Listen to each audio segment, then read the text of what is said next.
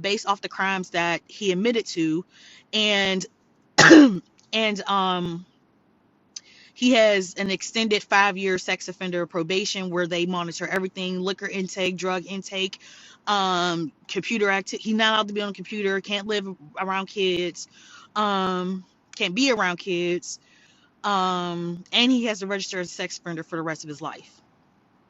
So there's a lot that goes into his sentence that I was okay with.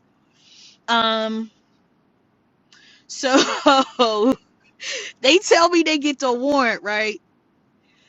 No, not 80 years, not 80 months, 5 to 7 years, but he has to do a mandatory 80% of that time while in prison. That's the minimum. Whenever he comes up for parole, I get to meet with them and, let them know why I feel he should do the full 7 when that time arises. Okay. So, but he has to do a sex offender program while in prison as well. That's the 80%. If he does not comply and do that, he automatically does the full 7. So, no problem. No problem at all. So, okay. It gets to the point where and I have the email. No, the text message. I still have the text message in my phone. I get a text message from the detective. He was like, "Is this where they live at now?" I was like, "Yes." That's it. That is the home that I recommend. I mean, I can recall being in all these years. Like, this is where they're going to be at. So I don't know if they weren't moving fast enough for my stepfather, but he called them and was like, "Are y'all coming? Is y'all coming to get me or not?" I was like, "Yo, what is wrong with him?" Like, he knew what was going on. So they was like, "Yeah, we coming. We coming to get you." So they got him. So I don't know how my mother is maneuvering herself in these situations. But the shit is getting real at this point, okay?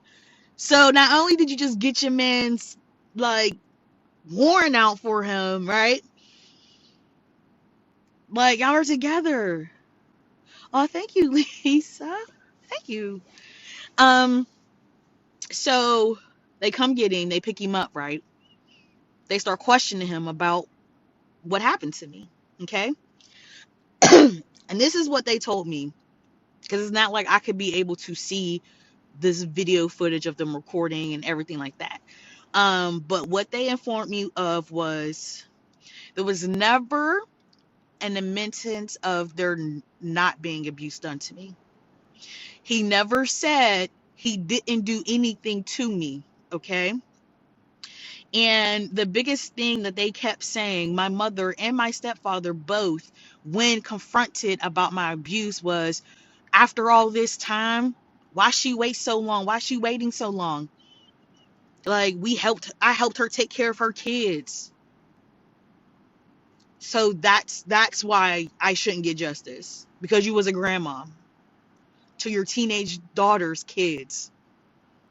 Cool, cool, cool. So he's in the interrogation room and he's like, "Why now? Why now?" They said that's all he kept saying was like, "No, no, but listen to me. But listen to me." He would never go into detail about nothing and then be just like, "What? But why now? Why now?"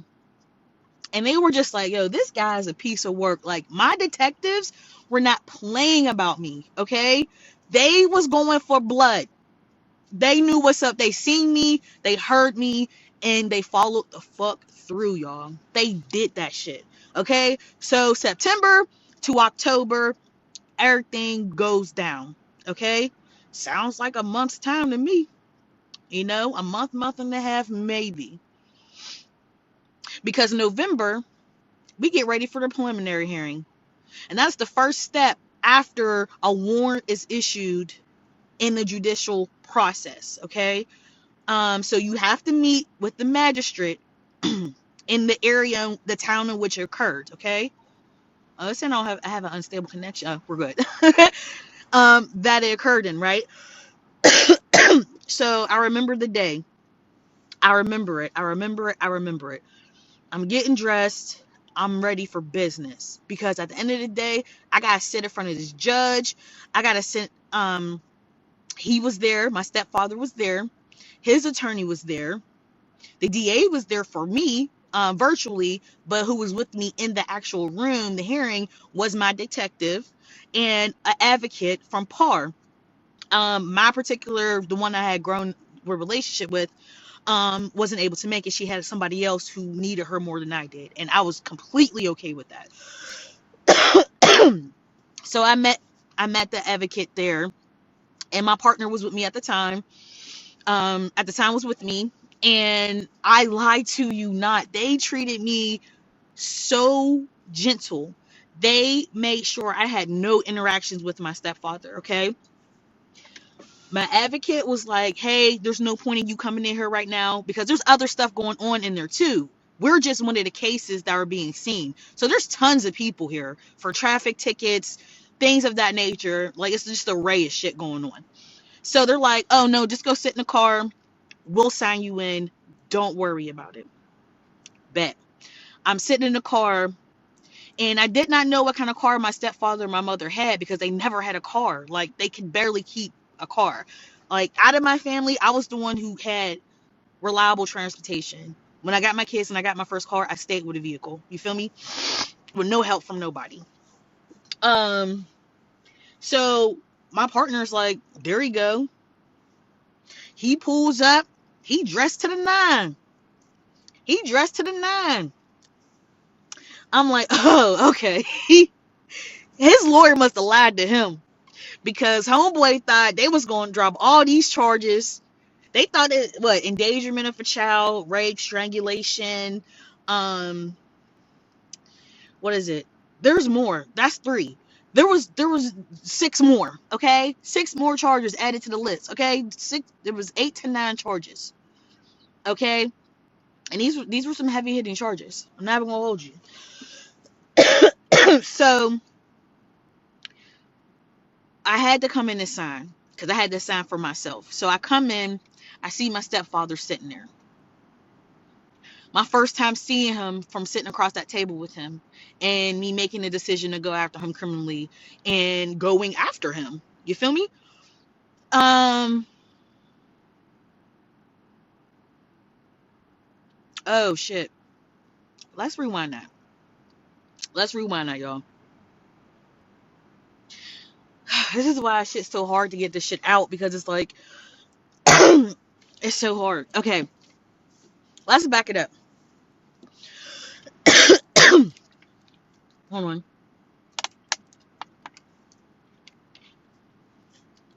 All right. He gets arrested. Now this is where shit go left with my baby brother, y'all. Okay. He gets arrested. He's in the county jail. Okay.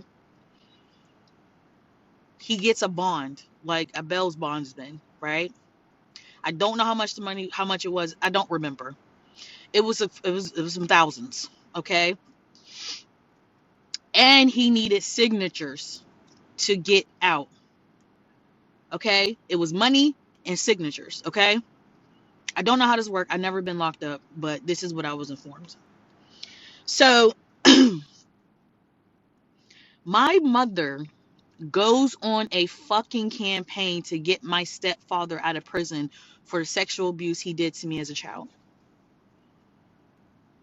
She's calling his family. They're not going into detail about why he's in prison, why he's in jail. They're saying I'm lying. She's saying I'm lying. I'm sorry, why what? Pretty Face Productions. What you why for what? So I can clarify before I keep going. Cause she's crazy. She's crazy. That's why she doesn't believe me. She does believe me. She just don't want to face it. Oh yeah. Defending him, and she's defending him and telling on him at the same time. She told on him and then she defended him at the same time. She playing sides crazy. Crazy. So I get a phone call, y'all, from my stepfather's sister. Okay? She's crying to me on the phone like, Keisha, did he do that to you, baby? Did my brother hurt you? Did my brother hurt you? Yes, he did. Yes, he did. She started losing her shit. I'm sorry this happened to you, and then she started telling me about their childhood and how nothing of a mom they had and how they were being abused. Not in a sense of to make me feel sorry for him, but to, I guess, to give me some type of like, I don't know. I really don't know why. I feel like she was dealing with her own trauma and talking to me that she didn't really know where to go, what was up, what was down. But in this conversation, I did learn about how my mother was telling his family that I was lying. Um, you have no idea. You have no idea. He, yup, sure did. And I think she was telling me this more so from her point of view, because she endured a lot, and her story was very similar to mine. However, it was more so with the siblings and not with a. You know what? It's none of my business. Okay. And she informed me that my mother was going around telling them I was lying, and he's begging them, "Get me out of here! Get me out of here! Get me out of here!" And I'm just like, "Oh, for real? This is what's going on?" And I'm getting irritated because I'm like, "Yo, even after." I'm not sure. That's not the vibe I was getting from her. Honestly, I can't even put that on her. I can't put that on her. I don't think that's what she was doing. I just think she was emotionally everywhere at that point. She really didn't know. She was being triggered extremely from what I was going through. Cuz she never got justice, and she still refuses to this day to admit what's happened to her, honestly. Um and how his sibling, like his other sister, cuz he has two sisters and he has three brothers. Yes. Yes, absolutely. Absolutely. And the fact that it was done to him as well. Yes. Um so the other sister was like, she was on go, like, I'm lying. Her dude was putting some of the money up to help get him out. And then there was a uncle, his brother, who she wanted the three-way. Because she was like, you need to talk to him. You need to talk to him because your mom, she's in their ear telling them all this and that and that and this. And she really trying to get people to get him out. He can't get out, Keisha. He can't get out. We can't get him out. You know what I mean? She said, I'm sorry. That's my brother. I love him, but he's wrong. He's wrong. He has to stay in there. He can't get out. He can't get out, right? So I'm getting the details in regards to him getting signatures and shit, and these people trying to give him the money. So I end up talking to his brother, and I'm telling him like this shit's real, and this is something I get all the time, which is obviously a red flag, and it's obviously victim blaming when he asks me, "But why are you doing it now?"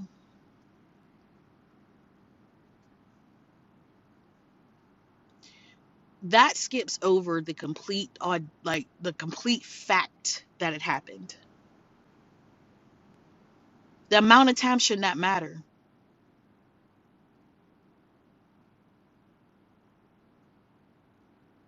And I really wish people wouldn't do that to people who suffered for a long period of time and then finally made it to the point where they're willing, whether it was them having feelings of ending their life or unliving themselves, that made them take the step to say something to get themselves closure. So we ended up getting off the phone. I think he hung up because the sister was way too crazy on the phone, yelling and screaming, everything like that, right? So I've been in contact with my baby brother from time to time, checking in on him, seeing how he's doing. He's not checking up on me. I'm checking up on my baby brother. Because in my head, I'm like, I turned his world around. Like, I told myself that I wouldn't do this to him. And here I am, all these years later, doing this to him. When really, I also thought I was freeing him from them because they treated my brother like crap. Their born son, they were purposely trying to keep him under their thumb. He was 30 years old living in the house with them. Anytime he would make an effort to save up to move, somebody needed money. He ended up spending the rent on crack. They need my baby brother's help. So he was always stuck in that house with them. They had him. Yes, I'm 30. He doesn't have no kids or nothing. He didn't even finish high school. Like, they made it to where he would need to be with them. So I think the incident happened with him and my stepfather where my baby brother moved out. I think he told him to suck his dick or something. And there was something going on because my brother had enough. It's like, you're treating me like this. And I feel like it was more so how they were treating him than what happened to me. And I have to be okay with that. Why he left there. And he ended up staying at one of my granddad's properties. But so I've been in communication with my brother. He was very like short with me. Not in a mean way. It was in like a not really being able to talk to me a lot. Like, his birthday's in June, right? It was his 30th. I bought him, like, I had a whole cookout. The cookout wasn't for him, but I invited him to the cookout and I had a cake for him. I bought him a gift. Y'all, he did not show up. He didn't show up. I called him and I called him and I called him. He didn't answer me. Like, he ghosted me for his birthday. I took that damn gift back and got my Kaden some shoes. Got her like 2 pairs of shoes. Like, it was just shit like that that's really just slapping my face over and over. And I didn't do anything, I feel, that was justified in that. But anyway, I can't really attest for other people's feelings, right? So my mother is working up to get people to bail. My aunt, now, she was hitting her sisters up, her family up. The family that she said didn't care for her. She was a black sheep. They didn't love her. You're hitting them up to try to get him out.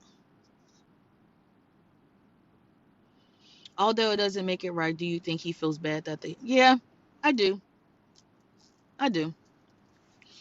And he's torn because that's his dad and I'm his sister.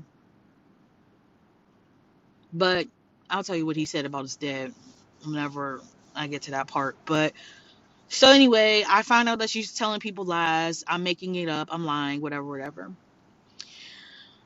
I find out that he got bonded out. And her reason, or their reason, was that he could be out so he could take her to get her eye surgery done from her Graves' disease. Right? So I lied to you not. When they told me he was bailed out of jail, because this is why it makes sense at the preliminary, him driving to it, you know what I'm saying? Because he was out on bail. You feel me? I lied to you not. My detectives put info out for the police department in my area, gave them heads up and letting them know, like, hey, this is what's going on with her. She lives in this area. If she calls you talking about XYZ, we need someone to be there ASA fucking P. Because I didn't know what was going to happen to me. I didn't know if they were going to retaliate. I'm always looking over my shoulder. Where I live is quiet, so it's like, if somebody wanted to sneak up, they could. Like, well, they can't. But I did not know what it was going to look like whenever my mom and them got their heads together. I didn't know what that was going to look like for me. So I was on a swivel crazy at this point. So much so, whenever he get bailed out, I went and got my gun license. My license to carry. And I went and got my gun. And I still got my gun. But I was ready for whatever. I did what I needed to do to protect me and my house. And I did that. So, preliminary hearing. We go in. It's our turn. We end up going back to the car. He ended up leaving and going home because our case wasn't going to be until the end of this. So, like I said, there's 9 charges. Now, my detective, they're like, yeah, his lawyer is like a lawyer he's had in the past. Like, we know his lawyer. Basically, he ain't shit.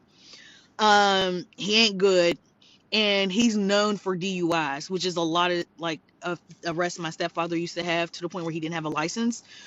This was his attorney from all of these, so he was in over his head. He was in over his head. Okay, all right. So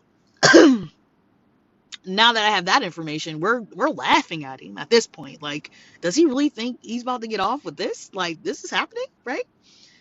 So it's time for me to go in, meet with the judge, and I have to walk past my stepfather to get to where I need to be seated. They treated me like they was the secret fucking service. You feel me? My aide was here, the detective was here. They boxed me in. Like, my partner could not go in because like COVID and everything. So only people who needed to be there was there. So they walked me in, like they ushered me in, like duh, duh, duh, or whatever. So in the preliminary hearing, like I said, you have to let them know your statement, your story, your experience in front of the person who did it to you, and you have to point them out. Like, was this the person? I lied to you not. I sat in there confident as shit. He did not make me stumble over anything. I came in there with a purpose. You hear me? A purpose. And they said who was the person? Right there. Right there. I didn't care about him looking sad. I didn't care about none of that shit. So I started to tell my story as I know it. Okay? Starting from 5, from when he first tried it, when we first moved into our place, what it looked like, what he did, and how it gradually got worse, and what he would do to me. Now, these things that I like, that only him and I know, right? Because yes, my mom may be aware and she might know shit, but she wasn't in that room with us. Okay?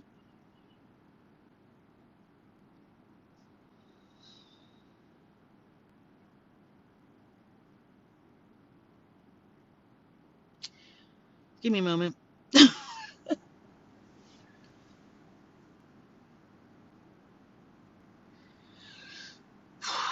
So,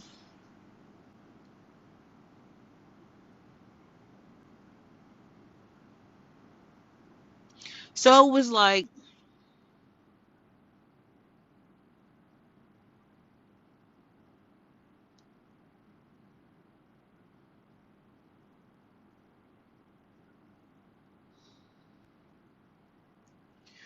all these alone moments of him abusing me and taking my childhood piece by piece by piece by piece from me. His strategy and how he did it.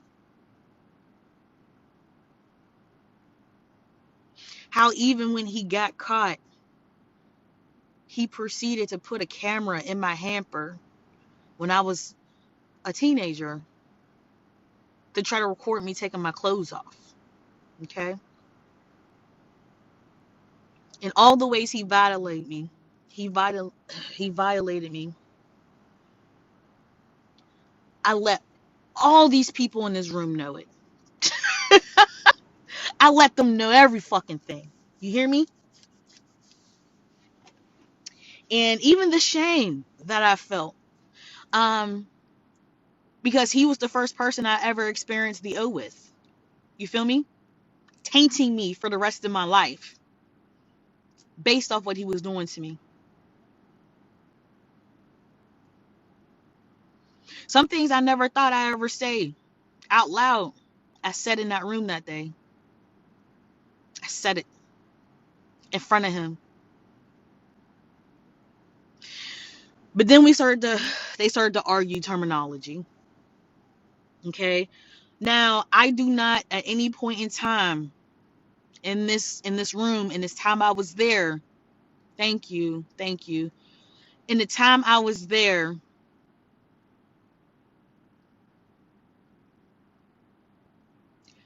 I gave the judge a shadow of a doubt. I did not. I did not. Okay, I made the DA's job so easy that day. I made his lawyer's job completely hard for him that day. Okay.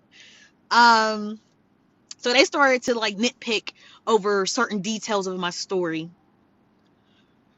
which in the end, well, first of all, my detective, my guy, as the DA was virtual trying to like look up these laws and look up these definitions and shit, my guy pulled it out and was like, listen, this right here and this right here states what she's saying. So yeah, that's considered an offense. He was like, listen, I'm about to take a picture of it and send it to you. To the DA. Oh my God. I was like, yo, I love you. Like, I love you because he made it a point like, I'm not about to do this to her right here. That's not about to happen right now. Okay? So much so that once the judge heard everybody's, input, what they needed to say, and like I told y'all, my stepfather thought he was about to be good. He thought he was about to walk out the room a free man. He thought like, oh, this is over. This isn't going to stick. Every fucking charge stuck. You hear me? Every single charge from 1998 stuck. Okay? So now we on a criminal court. We on a criminal court now. Okay? That's the next step. He has to get arraigned into the criminal courts, okay? Under the charges that were given the green light from the preliminary hearing was sent over to criminal court. So now you in sex offender court. Okay? Now you in big boy court now. You thought you was about to get off. That's not happening. That didn't happen. Okay? So I felt great that I was able to go in there and do that. Right? Justice, right? So November is when this happened. I did not have to show up whenever he had to go in front of the judge to basically put his plea of guilty or not guilty in. Um, of course, he said not guilty. Yeah. Um, his family thought my mother. No, she wasn't there. She wasn't there. She didn't show her face at that preliminary hearing. I didn't see. I haven't seen my mother since February of for almost 2 years. I haven't seen my mother since the day I had the conversation with them both about confronting him about my abuse. Um, so then the investigation sped up and got a little more detailed because we want this shit to go all the way. We want it to go down. Okay. Now I'm meeting with the DA myself. I'm meeting with them. We're having Zoom meetings. We're talking. I'm in therapy now. And I ended up having to take a mental leave from work under FMLA due to the fact that I do have mental illness, and what I was going through was definitely affecting me in all kinds of ways. So I think I was off of work for about 8 weeks during this time frame. And so yeah, I'm not sure if people know that. Like if you work for a company and they have FMLA and you have mental health and you feel like you're stressed and your mental health is at jeopardy, you can apply for FMLA and just have your physician, especially if you're taking medication, or your therapist, fill out the paperwork, and you should be granted that. And I don't think people know that, but you can. I'm still on FMLA actually for the days whenever I can't make it mentally, I can't do it. I can let them know like, hey, I'm gonna need to use 2 hours. I need the day off, and I'm protected in that aspect. Um, so I'm on leave now. Now I'm on new medication. Um, and then it ended up getting upped to double what I was initially written for because this shit was really, it was really doing something to me. It was really doing something to me. Um, so I began, whenever I went to preliminary hearing, I went public. I went on my Facebook. I let everybody who knew us, everybody knew what was going on. I was going against my stepfather by his side, my mother, not physically, but supportive. She was there, you know. Um, and shit went crazy. People went crazy. They didn't know what to do. People went crazy. My aunt started blowing me up. Like, what's going on? What are you talking about? Learned some new shit from my aunt. Found out that my mom's family never knew, y'all. My mom's family never knew. She led me to believe all of these years that her family knew and they ain't care. They ain't care. That's what she did. And this is why, like, it's hard being raised by a narcissist. Like, this is true form narcissism.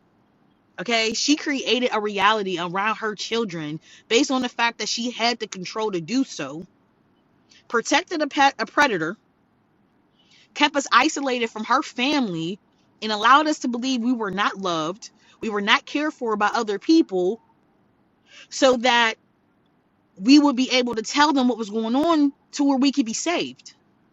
I learned from my aunt in talking with my aunt, because my aunt, she's a real one. I have three aunts, but I'm only talking about one in particular, so the other two don't matter. Um, she's had my back the entire time. She didn't question nothing. She even told me there was an instance, whatever, she seen something was going on with me, and she offered to take me. She's had my back the entire time. She didn't question nothing. She even told me there was an instance, whatever, she seen something was going on with me, and she offered to take me from my mom. She offered her. It said, hey, because we went to visit in Philly with her, and I can remember this as clear as day. I remember them arguing, but I didn't know what it was about. I thought it was because she was chastising my baby brother. That's what my mom made it seem. But the whole time she was trying to get me to stay there, and my mom was not with it. To the point where she had my uncle, who's a trucker, come to Philly and take us back to Pittsburgh, up and got us out of there. So again, something my mother didn't tell us, didn't tell me. I never knew that. The fact that she kept me from my grandma, kept us from our grandma and everybody, so that we would never tell them, we would never say anything, we would never do anything to mess up what she was working so hard to keep, despite us. It didn't matter. She's dangerous. Women, people like my mother are very fucking dangerous. Okay? And I know that now. I'm no longer under her fucking palm. Right, her little perfect family. That isn't perfect. Right? You know what I mean? On the outside, like, oh, they're so close, they're this, but there were still rumblings about shit that was being done to me. There were still rumblings about shit going on in my house. She didn't have friends. She had one friend our entire existence where we lived. She wasn't friends with nobody. Um, so I went public. My mother, I began to get messages from people. Like I told y'all, I got messages from other females who were telling me what my stepfather had done to them, in the sense of proposing, like, oh, if you want to stay here, this is what you're gonna have to do. She'll be cool with it. Talking about my mother. Um,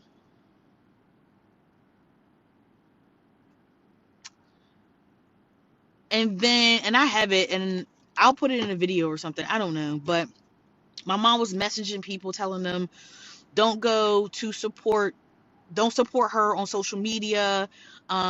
She's just mad, she's angry, you're gonna look stupid for supporting her. And then she started to blackmail people. And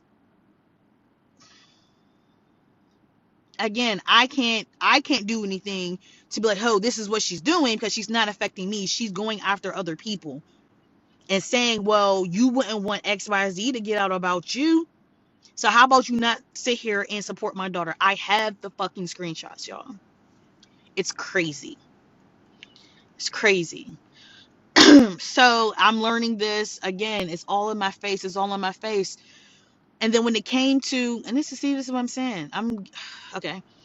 So when it came to my stepfather getting out, though, on bail, the shit that really blew me was the fact that there was one signature that was needed.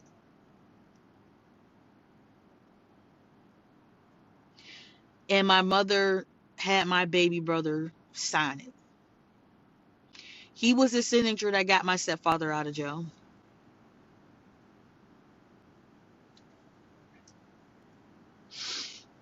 And when I confronted my baby brother about this,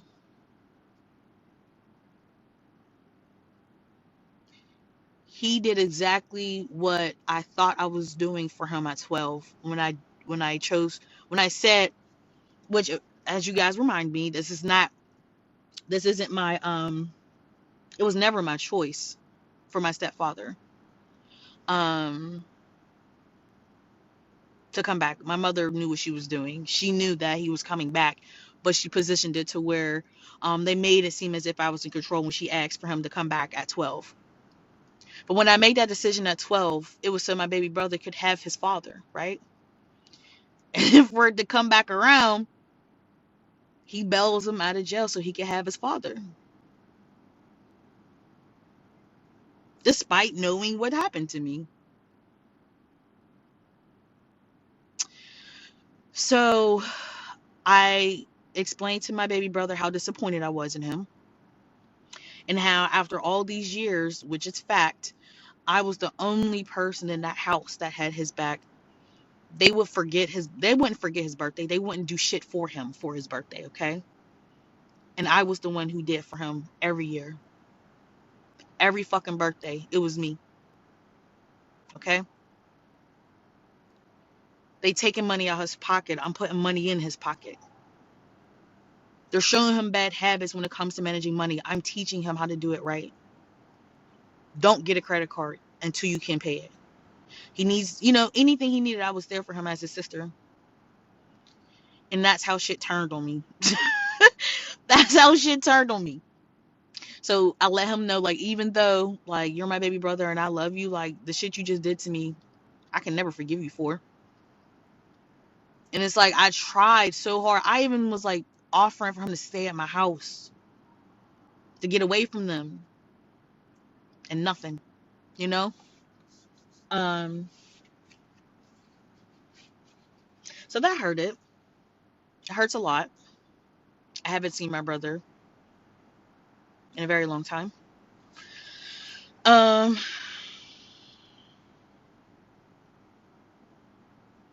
so I have the text messages between me and my baby brother where it was like, I've always been trying to build you up and and help you be to this man that they've been trying to keep you from ever fucking reaching, ever. They've never promoted my brother to be successful as an independent individual, okay? And relationship, I was being open with the relationship with him and my kids, my daughter, his niece. He doesn't have kids, you know, and he didn't choose. He didn't want that. He didn't want that, you know. So he started crying on the phone, and he hangs up on me. And then my other brother, he's like, "What's going on, Keish?" Like, I just talked to our other brother, and he was taken aback. My middle brother, he was like, "What the fuck you mean? Like, he bailed him out? What are you talking about?" Like, my brothers was like, "Yo, what's wrong with him? Like, what's wrong with him? We don't have a relationship with our father, so, and we didn't grow up in an abuse situation with our father to where we can't understand how he feels. We don't understand how he feels in this situation." But they're like, "Nah, fuck that. How dare he do that to us? How dare he do that to you? Like, his dad's a whole pedophile. Like, why is he like?" And they even experienced him looking at the little girls they would have around growing up, their friends, their female friends and shit, him looking at their tits and stuff. Like, my brother knows. Like, he odd. And he even said, like, because my stepdad cuts, like, hair and stuff. And I guess he was spending that time with his dad before he went, as this all was unfolding, getting his hair cut and shit, and I guess building some bond with him, or whatever the fuck. Uh, to where he's like, "Sis, like, something's wrong with him. Like, I don't know, man. He ain't right in the head. Like, I just can't, I can't ask my dad." I'm like, "You said enough. You said enough. I can't compete with that." Absolutely. Absolutely. No matter how much it hurts, I believe him. 100%. That's why we don't have a relationship. That's why I haven't reached out.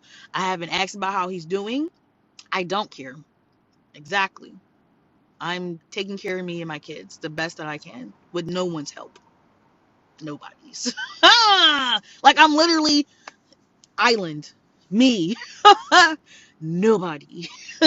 Nobody. If something happened and my car needed something, I can't call nobody. There's no one to be like, hey, can you help me? Nah, I gotta get it myself. That's how life's always been for me. Always been for me. And to know for certain, like you really don't got nobody, Keisha. They're live trying to listen. We all drowning out here. Okay? We are all drowning. Me and my brothers. We are drowning out here. They're trying to live life as well as they can with the limited tools we were given as kids.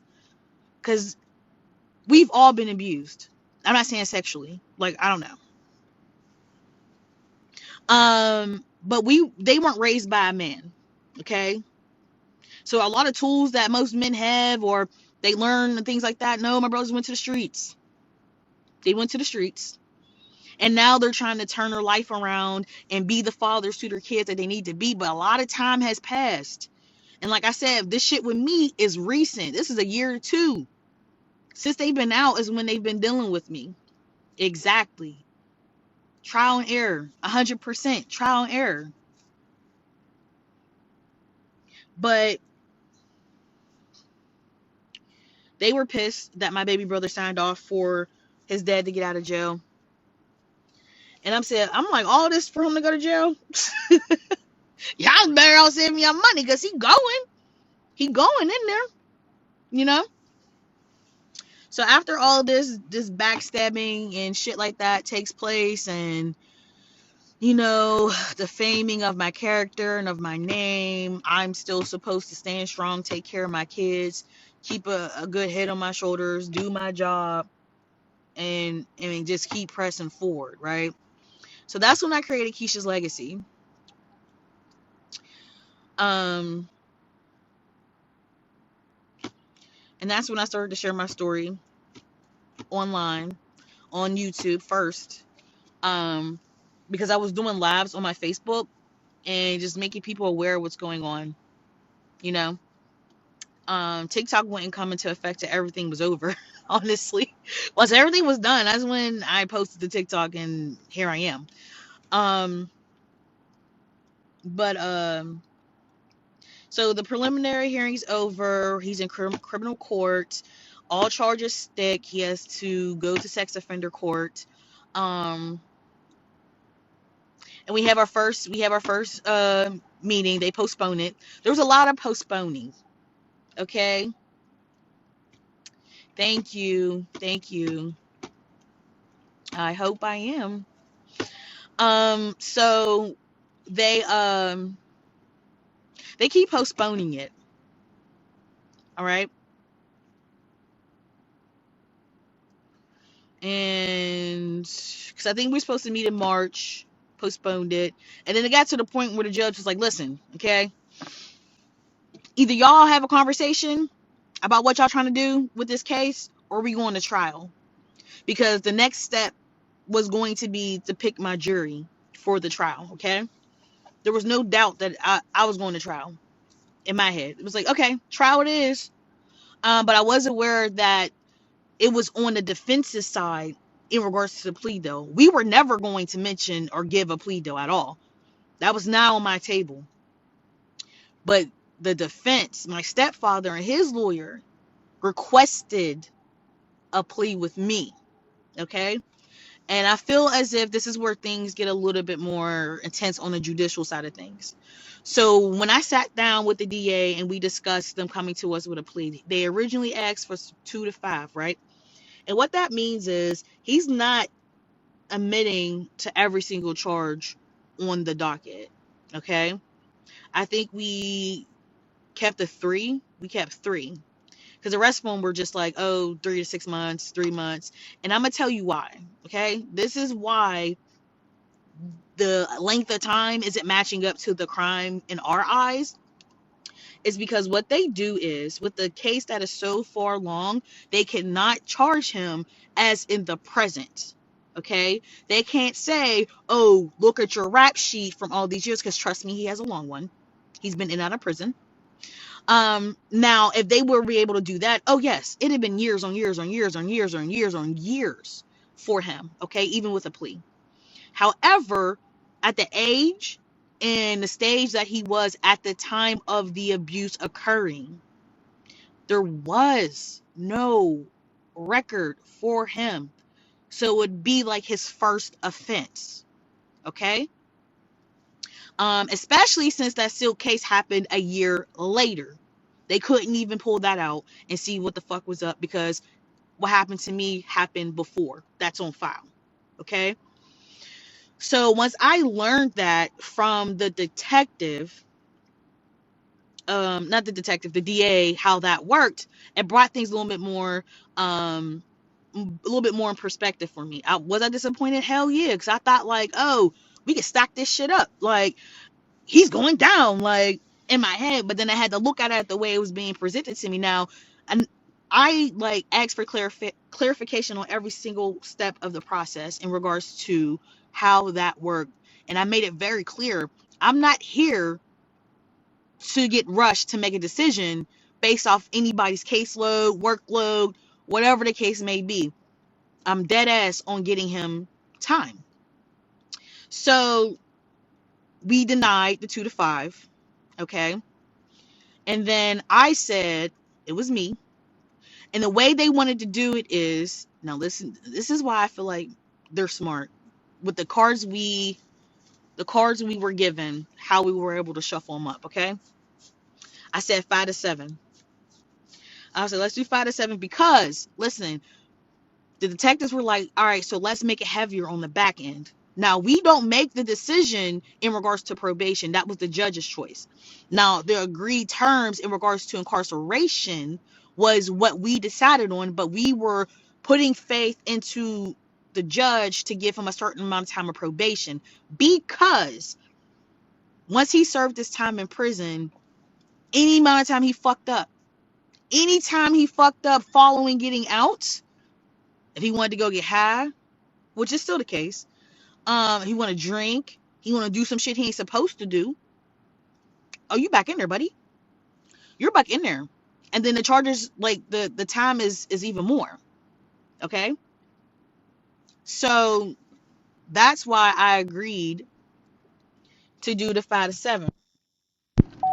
Because again, like I told y'all, well, I didn't tell y'all actually.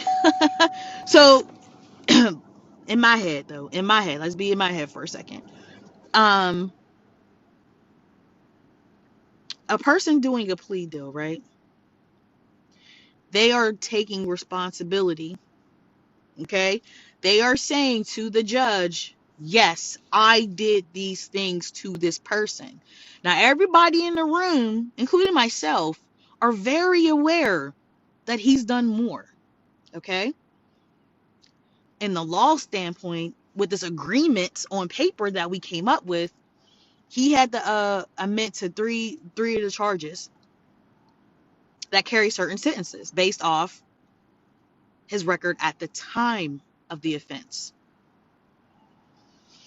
So I went with the plea because this is my reason. Now, everybody's reason will be the same, and I really don't apologize for decisions I've made. I've watched this man be a full-blown crackhead my entire life. I see him be victim to the glass dick. You feel me? I've seen his teeth all come out, his mouth, him having to get his teeth removed. Um, well, learning that he would have to, and then that smile that he thought he had was going to be gone because now your gums is rotten. I seen that. Okay. I've seen a lot just from being around these people where I was able to see life just digging that ass. Digging that ass. Crazy. So that on top of him taking accountability is where it was at for me. I didn't need 12 people who don't know me, who just hear my story and be like, yeah, or for someone to be like, I don't know. Not to say they would, but you never know when you putting your fate in the hands of some people who don't even know you. I wouldn't say it was a risk I was willing to take had they not set my plea, my offer, my counter offer. I was dead set on going to trial after that. But they accepted it. And the judge that we went in front of at the day of his sentencing, because at the preliminary hearing, he was dressed to the nines, right? He was dressed to the nines. Oh no, he came to court ready for jail. He was ready for prison on May 26, 2021. He was ready, okay? He had the Chuck Taylors on. He had the jeans. He had layers on. He was ready. He knew what was up. So being as though we let the judge take on the sentencing for the probation, which we were comfortable with because the judge that we were seeing, she's the one who created the sex offender program. So she's the one who leads in that. Like, she's on it. Okay? So with everything the way it's stacked up on him, I'm okay with that. When he gets out, I really won't care. I'm not worried none a bit about anybody. During my victim impact statement, which I still have, um, it was hard to write that. That's one of the hardest things that I think about this whole thing. Right. Exactly. And I'm gonna need them to tap in. It's like, no, for real though. Like, tap in with that. But but the victim impact statement was very hard. And I say it was hard because it was like I had to bring all these years and all these emotions and tap into a place where I felt completely vulnerable and speak it in front of a judge and also in front of him, because I low-key high key threatened him in my victim impact statement, because I was like, I had said something like having to raise my children around the person who had harmed me, um, because I know he knew it and I know that's what I give off, period. It's the fact of I'll kill you. If anything was to happen to my kids at the hands of him, he would have been dead. Period. And he knew that. No one blinked an eye when I said that shit in the courtroom. And also with my victim impact statement, the judge herself said, the way you just spoke to me and you let me know all this information, and the way you just did that, she said she's never seen it. And she said she could tell that I was going to be somebody who was going to be helping people with my story. That is not a lie at all. And also, I got asked from PAR if they could use my victim impact statement for other survivors to help them in creating their victim impact statement or give them an example of what one looks like. So that was great. Um, so at sentencing, he gets up to stand. He gets up there or whatever. Now, look, they was sitting there like they were scared that my partner, because he was with me and my advocate was with me, that he was gonna get up and rushing. They sure they cut that check. um, they thought he was gonna get rushed. Like, security stepped in front of him and all that. Like, they was not trying to let anything pop off because they knew at the nature of what was going on, that could have been a really good possibility. Because I lied to you not. He sat there, my partner. He sat there and stared him down the entire time. Stared him down, mask and all, waiting for him to look back at me. He didn't look back at me. So, like I said, the judge gave her ruling. Again, we had already agreed before walking in there that I was okay with a 5-7 plea, with him taking accountability for the charges that we allowed to stick. I got kids. What check? Tell me. What check am I missing out on? I'm trying to get a check. Oh, whoa. Um, so it was the 5-7, and then again with her doing the sex offender probation program, she made it very clear, like the terms in which this probation is so fucking airtight. It is so airtight. And then for the message I got to come from someone of that stature who sees this all the time, and for her to recognize the strength that I had in that moment. Oh, they're a nonprofit. They're a nonprofit organization. Wow, damn. Um, but yeah, so how tight that program is, the sex offender probation program, I'm pleased with it. And when it came for other people who had voiced to me that they had experienced encounters with my stepfather in regards to them sexually, like trying to provoke them, and these are young women, um, I had one person, hey, I had one person go to the detectives to try to piggyback on my case, and they couldn't do that. They had to start their own case in order for it to proceed that way. But like I said, not everybody can do it, and that's why I had to let them know, like, don't worry about it. I got it. He's going to spend time for hurting me, but we all know, we know what's up at the end of the day. How are you? Um, so they walked him off. I don't think he's going to get more time because I don't think anybody's going to move forward now that they know that I got him. And the fact that people know that it's true. He's a sex offender, and he will be branded that until the day he dies. So I'm okay with that. I'm okay with that. Like you gotta go up to your neighbors, but like, yeah, I did some things. Oh, you're welcome.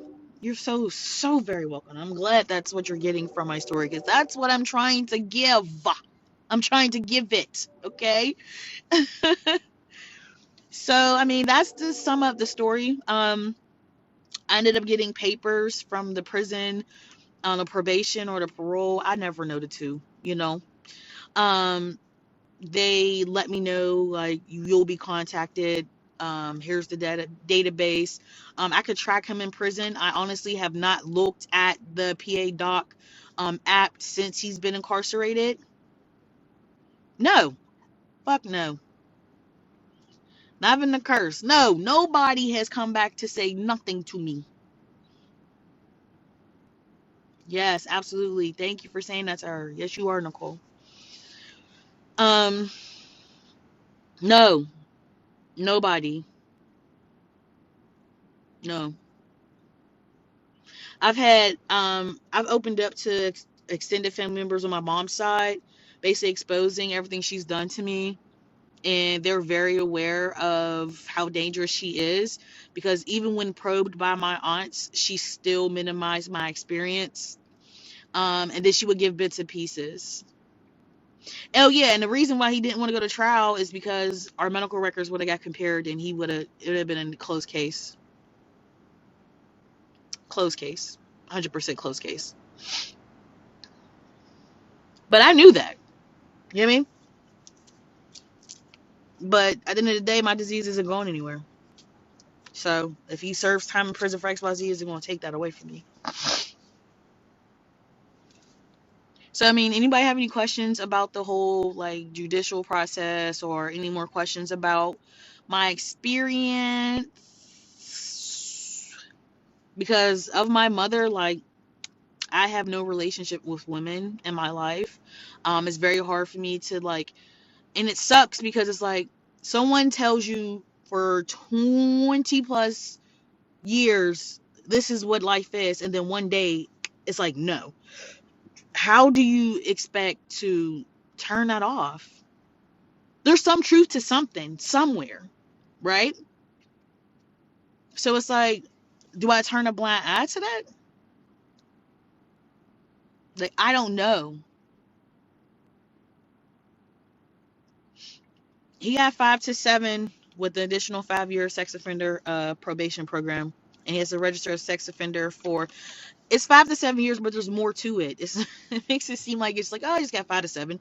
No, He got an additional 5 years on top of that of sex offender probation, and he has to register as a sex offender for the rest of his living life.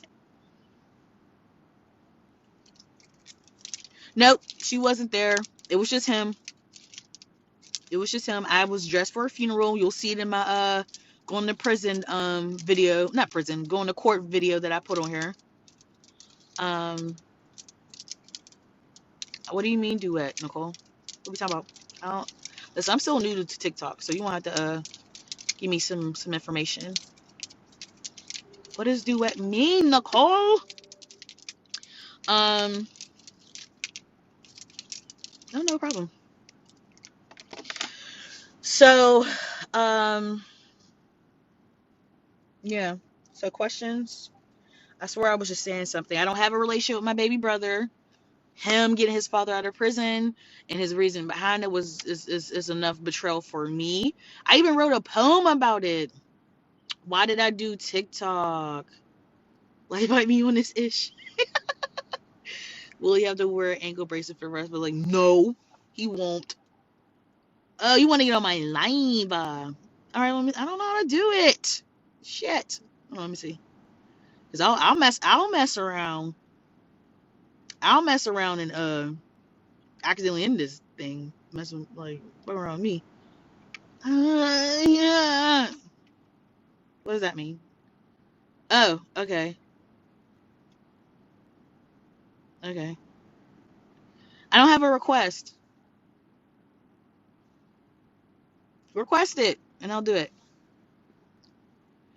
Um, hold on, y'all. Shit. No, he doesn't. He has to register as a sex offender though, and he has like during that probation, he can't be on the internet. He can't be drinking. He gets screened for um crack, well, drugs. Period. Drug test, random drug test, all his life. Well, for 5 years. Et cetera, et cetera. Yeah, that's pretty much what happened to me. That's what happened to me. Usually going through the legal system for SA, but when I saw her though. Yes, yes. Congrats, Jess. It's hard. I hope you was here for most of the time I was talking because I went through the entire process. I went through the entire judicial process. Like I literally did that. Um, yeah, I could put you in after Nicole.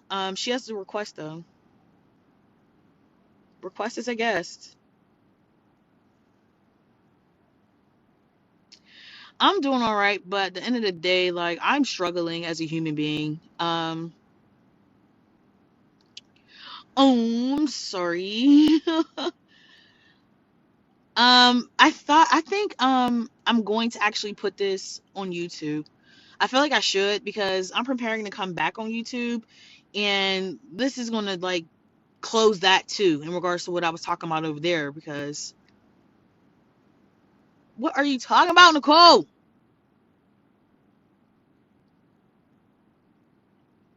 It won't let you. Oh my gosh. Let me see, Nicole. Let me see. Let me see. Let me see. Okay, can I do that? Who go live? Well, you're not live. Nicole. What?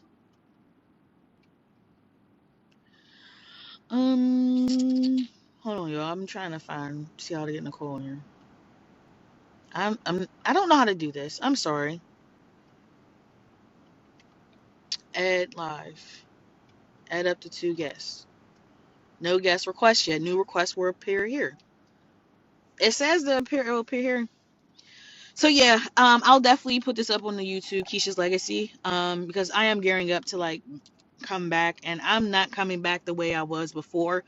Everything was still new to me. TikTok is still new to me, and what made me come on here is that first video, me talking about my abuse. Um, um, it was the prompt. I didn't know how to stitch anything. Like I tried to stitch that. I don't know how many times my kids tried to help me. I was like, I don't know. And then I got it one time waiting in the car, and boom, shit started going wild. But then even then, I'm sorry, like I'm not the beck and call of TikTok. Like, cause people, they pumping out videos every 2 seconds. I don't have that in me, you know. So my views and stuff went down tremendously. Like I went from 100,000 million to like maybe 200, depending on the time. Maybe a couple thousand. But yeah, Jess, I'll say I'll make a video or something. If you're following me, just follow me.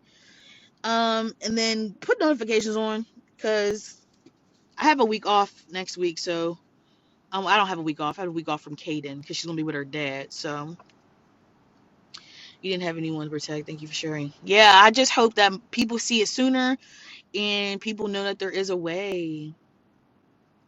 People know that there's a way to make it happen, that it is possible. Because like I said in my story, I did not have medical records. I did not have a children, youth, family services like file. I didn't have any of that. Blessings to you as well. I didn't have any of that. And I was still able to, turn of events, be able to go after him, be able to get charges placed on him. But I mean, had we had gone to trial, things would have got definitely deeper, for sure.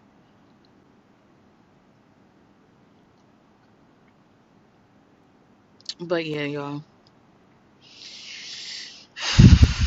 I think I went over all the shit that went down. I'm sure, like, I feel as if whenever I start to vlog and whenever I start to like catch you guys up on my day to day, because this, like, it's a story, but it's a memory.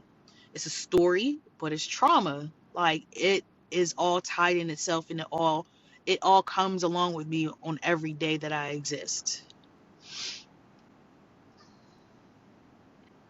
Yeah, I did post a video when I was struggling the other day, but with the vulnerability that goes into sharing your story and sharing my story, what I'm going through to help the next person, um, I have to be transparent. Um, and that's what I'm working on doing ever since I really was not trying to be alive. Like, that was for real. Like, shit was really weighing me down to where I did not want to be here no more. Oh yeah, therapy triggers the shit out of you. Like, but that's the thing, it's a good trigger in my eyes, because it allows me to see things that I was blind to for so long, and it makes certain things that I do, and it makes certain like thoughts in my head make sense, because now I know where it stems from, and I can no longer like hold myself hostage in my old way of thinking. Even if it was wrong for all this time, it served its purpose, and moving forward, if I apply the tools given so that I don't make these same mistakes, then I am healing. I am moving forward, you know? But it does hurt. It's going to hurt. It's going to hurt.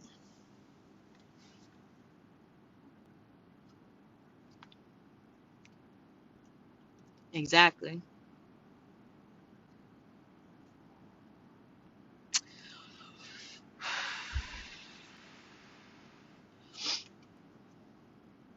Who else wanted to be a guest? Because I'm not seeing it. It's not giving me nobody. So am I in trouble?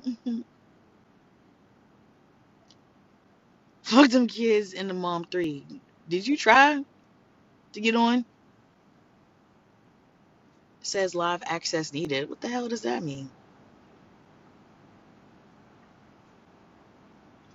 What does it mean? Let me see something else. What does it mean? How do you do that? Oh wow. That's not interesting. I'm doing okay. I'm doing okay. Did I just turn it off? Did I just turn it off? Hold on.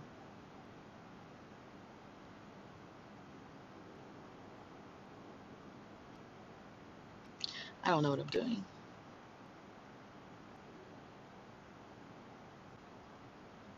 You can now receive requests. That's what it just said. So I don't know. I'm hanging in there. Like, there's so much stuff going on in my actual life where it's like I'm trying to work myself out of this codependency mind frame that was normal for me for such a long period of time. And whenever at a very early age, so at the age of 5, and I feel like sooner because I recall being abused earlier than 5. I just don't know who it was. Um, I've always had this mindset, this role of not being important or placing my value on other people's choices and decisions. So I've been triggered in learning that how I've been all these years is not, it's not codependency no more. Ooh, please, let me write that down. Codependency no more. I've been listening to this podcast, The Self Love Fix by Beatrice. Um, Codependency no more. She taps into some codependency things, and I've been listening to her. That's been very insightful. That's where a lot of my understanding has been coming from, is this particular podcast. So I'll definitely try to book. He said, "Come on, accept it." There's no let me do it. I don't know. Maybe I did something, Nicole. I don't know. I don't know. Michaela. No. Let's see. What does that mean? What does that mean? So, allow co-host invites. Receive invites from suggested live hosts. I don't know what that is. Allow co-host invites. It's saying it's on there. I don't know, y'all. I'm sorry. I really have no idea. Let's see admin settings. No, no. It's not letting me do it. Yeah, my poetry. I have a few things when it came to this area of like my story that I was writing, and I was put my poetry out. I feel like the one about my baby brother is very telling. Um, it was very good actually. I actually might do it in a video on here or something like that. Like do it. It should be good. Isn't it good? The podcast is great. So yeah, learning about codependency, especially in my past relationships, wow. How I am as a mother, wow. Um, just how I view myself as a person, like I am always concerned what the other person is doing and internalizing it as if it's something I'm doing that's causing them to be the way that they are. I don't trust people. I mean, hello. I have a very negative upbringing, so it's called this was it the Self Love Fix with Beatrice. So I watch. I mean, I listen to it on Spotify. It could be on all streaming platforms. Um, yeah, and that's what I'm working on now. On top of learning about the behaviors in my therapy, I go once a week. It's virtual though. Thank you for telling her. Um, oh, in hindsight, he's good. He's all about pouring into self and digging into your inner self and trying to be the best you can be. Love him. He has a YouTube too. Valerie, yes, yes, and yes, yes, yes, yes, yes, yes, yes, yes, it does. I struggle with parenting so much, um, so much, and for so long I have been parenting Dolo. Um, I have an 18-year-old, 16-year-old, 14-year-old, and a 2-year-old. So, I've been busting through it. I can tell that my anger has subsided as a mother when it comes to parenting my children. Um, I believe I was very strict with my sons. Um, very short tempered when it came to my sons. Um, but yeah, very overprotective. And we've lived where we live now for probably like 9, 10 years. And I would say about 4 or 5 of those years, my children never went outside. And when I say outside, I mean like to like walk around the neighborhood. There's no staying at our friend's house. I'm so closed in, I don't even let kids stay the night here. But now they're older, they have social lives. They go skating with friends, they go to the movies with friends. Friends pick them up, they go, hang out, things of that nature. But it took a lot of work for me to be able to trust myself in how I parent my children to ensure that they are making right decisions whenever they're not in my presence. But yeah, Kaden, I don't know. With her being my only girl, so I don't know.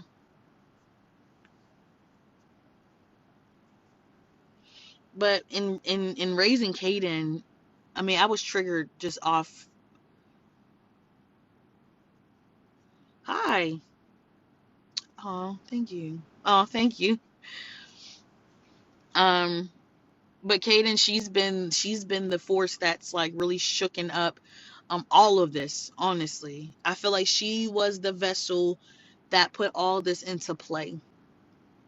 Um, n- Not to say my baby is like, she has these powers, but the timing of her birth, the timing of her being with me, the timing, the lessons, everything that I gained from being the mother of her is what really fueled me to step up for my inner self and to go after and to get all this shit done. She was a good part of that. And I think it was more so because I saw myself in my child. Genetics, you know. But I never let it get to the point where I saw Kaden as me. Like she was me and I was her. There was always a difference. I even had a dream where there was Kaden and there was another small person that I was taking care of. And that I interpreted as that being my inner self. So they were separated. Thank you. You want to talk about why we don't initially report therapy as reset my eyes? I don't know how to do it though. That would be a very great topic. Well, let's set up sessions and stuff where we can talk about this stuff. Thank you, Courtney. I'm holding on, honestly. I'm not even gonna hold y'all. Like my job. I don't think I'm gonna be there long. Um, and I don't think it's gonna be by choice at this point. Like I mentally don't think I can withstand my job, and I think it's starting to affect like my productivity. And I feel as if they're about to be done with me, and it's about to be a done deal. So then I'm just have to figure out another way to provide for my family because I am the sole provider here. And this is not anything I share on TikTok. It is nothing that I'm saying like I don't get on live and be like send me stuff. Like no, I gotta figure it out. That's what I've been doing. That's how I got in this position. That's how I was able to get the car we have, live who we are, um, do the things my kids can do. Is because I got up and I made that shit work. And that's what I'm gonna have to keep doing. So if I gotta push the social media, and if I gotta keep pushing and vlog and do this and do that to where we're in a better position, I'm going to use this story and I'm going to keep uplifting people. See, that's the thing there. Like I don't know.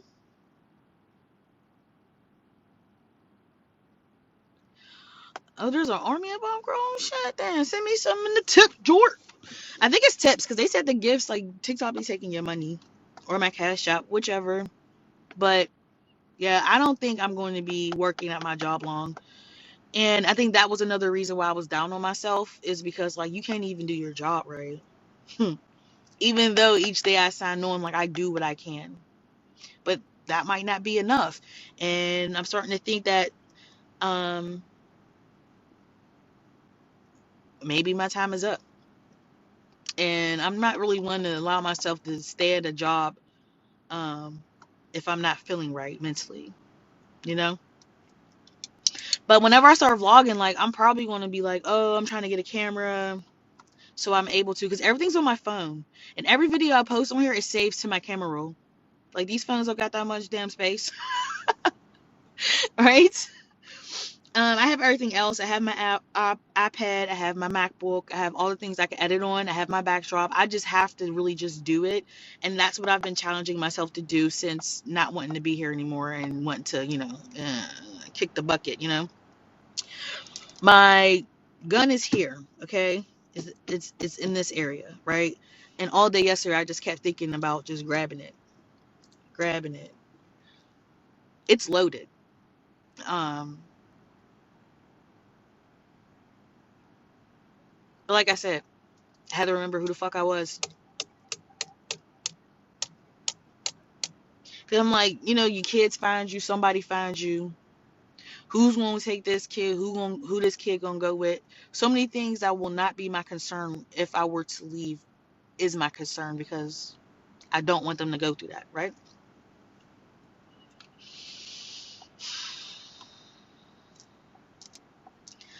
I don't know. If you've been a victim of sexual assault of any form, male, female, or binary, whatever, non-binary, whatever the case may be, like, I feel you. I know what the inside of your brain feels like. I know what it feels like when you're in uncomfortable situations. I know what it feels like to be triggered. I know what it feels like. I know what it feels like. I do that. I do that. I do. I airdrop it to my computer. But then I have this thing where it's just like, well, what if it breaks down? What if I lose it? What if I edit something on it and I need the original? You know what I mean? And then I know there's like different storage things that I can buy. But it was just something about being able to like post a camera up or hold a camera or be somewhere and be able to just put it on a nice little disc and be like, swoop, swoop, swoop. Thanks. Thank you. You have a story to help people. I have had those moments. I know. It's just hard. Because, like, even beyond that, like, my codependency when it comes to my ex is, like, something even crazier. Because it's like, it seems as if, like, he maybe, like, moved on to a new relationship. But he's not being forthcoming in regards to what he's doing. And I find that to be pretty freaking weird. I broke up with him. So, obviously, I shouldn't have no concern or in the matter. But I do. Um, so let me get some what? Some background. Medicine helped. Even though I didn't want it. Yeah, I'm on medication too. I'm on 30 milligrams of what is this, Alexa or something like that. I'm on that. I honestly feel as if I need to be on a stronger medication, and maybe the same dose, if not lower. But I don't want to be zombified. Um, I don't know. I don't want a lot of my characteristics or my personality to go away because I'm on a medication.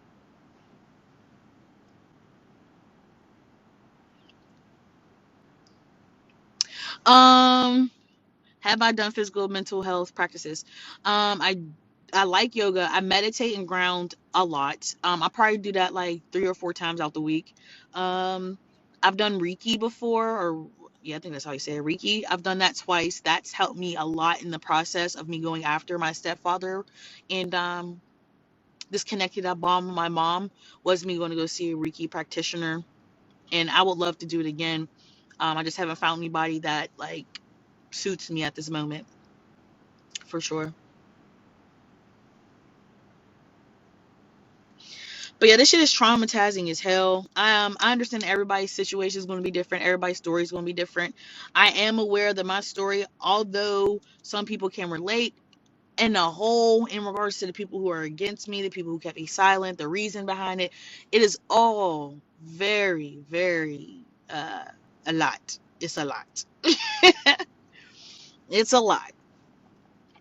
And again, this is what I gotta carry with me. Like, I've been a mom since 16. My son is now 18.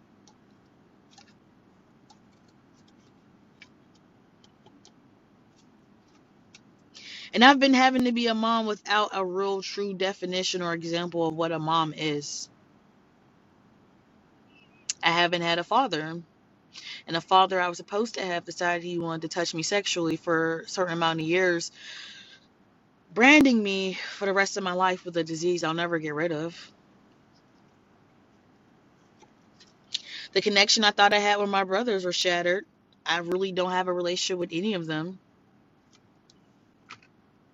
I'm so guarded and untrusting of people that even in my darkest moment, I don't tell anybody until it's over. There's nobody I can call on. Yesterday when I was going through what I was going through, I literally had to fake that shit for the rest of the day. Well, yeah, because I made the video earlier. I had to fake that shit. I had to finish out work. I had to feed my kids. And I didn't even want to be here. So yeah, yeah. Mental health is real. Right now, I have strength. Right now, I am positive. Right now, I am working towards changing my perspective as to why I don't deserve to be here and focus on why I've been here for so long. Like, what is my purpose? And I know I'm helping people with my story. I'm very aware. I'm told that in my comments. I have people personally telling me that. But when you do not understand or see your own self-worth, when people tell you how valuable you are unable to comprehend that. And that is a fact. So if anybody ever thought that I was on her looking for clout, if I was on her just looking for someone to woo wah wah my story, that is not the case. I am solely doing this to help somebody else because I know what it feels like to be in that position. And I would never want anyone else to deal with that. And people are like, oh, TikTok pays me. TikTok does not pay much. Very little to none. And I'm not on YouTube, so I need to get it together. I need to make this work for me instead of it working. You know, me working for nothing. I need to make this work for me and my kids. I have to. I have to. I have to. I have to. I have to. I don't see me working for anybody.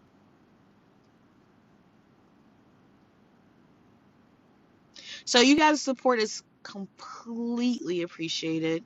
As I continue on with this story, with my journey of healing, um, working through these tough emotions that I'm going to experience because I am in the in now process. This isn't 10 years from now, 5 years from now.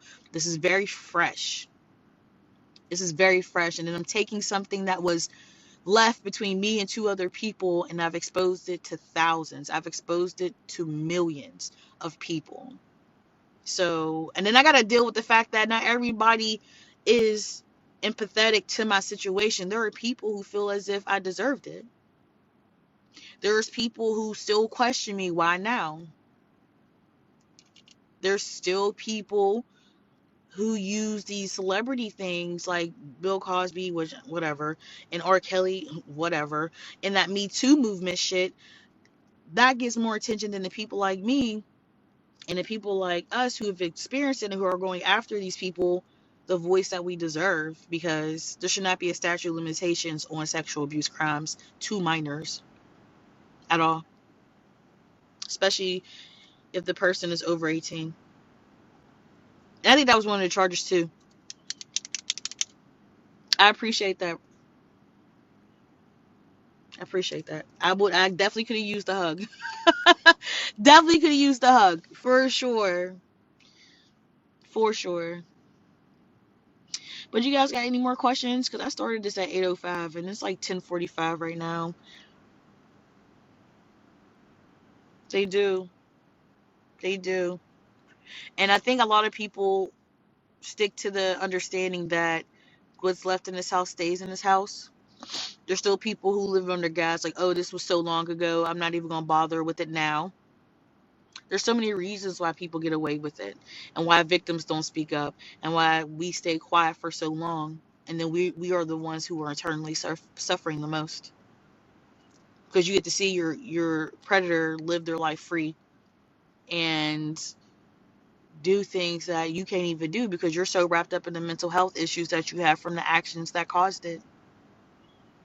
That's my example. That's my life. I can't fully enjoy life. Not right now. I'm learning to. I'm learning to. At 35, I'm learning to. I'm trying.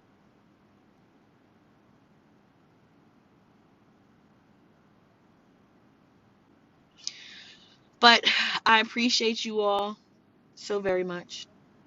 Um, I'm gonna save this live and then I'm gonna put it on YouTube. Um, for anyone who missed it. So Keisha's Legacy at YouTube. I think I'm gonna put this out before I make my I'm back video. Because I gotta get, dressed and everything for it. I'm gonna try. I'm gonna keep pushing on. There's just a certain thing that I need. You know what I mean? There's just things I gotta keep going and keep doing, even when I don't want to, and even when my mind tells me I can't. I literally have to keep doing it. Thanks, Nicole. I appreciate your support and I appreciate your offer as well. Thanks so very much. Instagram is Keisha's Legacy as well, but I haven't been on there. I honestly need to get a grip on everything that I need to be doing right now to get this story more attention, to reach more people, um, and actually, be able to put this shit out there. Because my son say he doesn't care about being on camera. Kaden, we're okay with her being on camera. I don't think my kids, in any way, shape, or form, have a problem with anything I'm doing. I think they're very proud of me. To the point where they tell their teachers, like my mom's known on TikTok, like you should follow her. Like, um, so that's what's coming up as well. Introduction to my children, introducing like how I parent, just things of that nature. That's why I said emailing radio shows, but you can't stay there. It requires a lot of strength to get out so dig deep. No, for real. And I wonder if sometimes I have it, and that's just being honest. I'm one person, and I'm trying to do the work of so many people while still trying to help myself. It's tough. It's so tough. I'm not in a relationship. I don't have a partner. I don't have a support system. I just have me. Legit. My phone being dry as hell. Kaden gets more calls than me because she's talking to her dad. My phone is pretty much for TikToks and Kaden to talk to her dad. That's it. That's it. But I'm trying to get better. I'm trying to get better. I'm actively just trying to do more. Thank you, Courtney. Yeah, I do. So yeah, I'll be doing that more. Thank you. Thank you for that. I'm gonna keep going, y'all. I am. I promise. But I'm gonna go, y'all. It's about to be 11. I gotta get up with Kaden. She's probably coughing her head off right now. Thank you. I hope so too. I'm working. I'm working. I promise. I'm working so hard. But that's what I needed to do. I needed to get that story up off of me. So this whole TikTok trauma train that I felt like my channel, my page, whatever was on, I didn't cut it off. I didn't cut it loose. This is it. I got it out. The story's out. People want to, see it. They could go to YouTube and just go ahead and get it out of there. You know. So now I can focus on more positive things. I can focus on more uplifting things. I can focus on the trials and tribulations that comes along with being able to do the things that I do that you all see snippets of and you commend me for. I just really want you guys to see the work that goes into it. So you guys are aware it is possible and that it is tough because I never want anyone to believe something is easy when it's not. I never want anybody to do that. All right. So you guys be safe. I heart you a lot. Thank you so very much for following me. And if you stayed the entire time, I appreciate you even more. Okay?